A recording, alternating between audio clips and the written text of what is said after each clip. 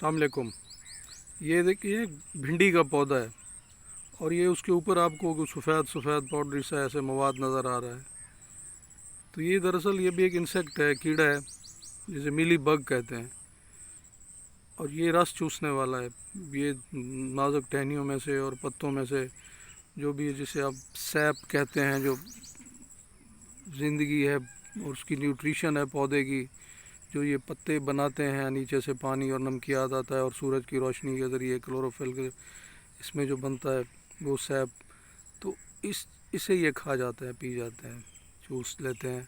तो इसके बाद ये हशर हो जाता है, पौधे का सूख जाते हैं, फिर ये किसी नई जगह का रुख करते हैं। और ये पत्तों की सूरत हाल देखिए। और एक दिलचस्प बात ये इस पे देखें, चींटियाँ, ये मकोड़े जिसे हम कहते हैं ये।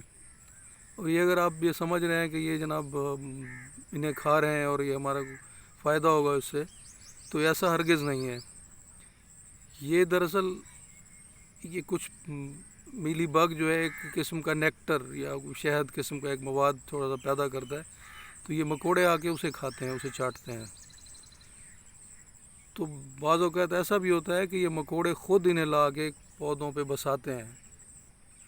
ये उसकी अपनी पालतू छत्ता भी हो सकता है शहद का, जैसे शहद इंसान हम पालते हैं शहद की मक्खियाँ, तो ये उन्हें पालते भी हैं, इन्हें ले आते हैं कि कहीं से मिले, आके पौधों पे बसा दिया।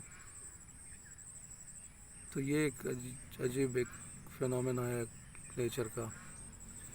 तो अब इससे जान छुड़ाना बहुत ज़रूरी है। एक तो इसे प्रेशर वाले पानी से, अगर आपके घर में सब्ज़ी पे है, गार्डन में, आसानी से इन्हें वॉश करें तो ये बह जाएंगे।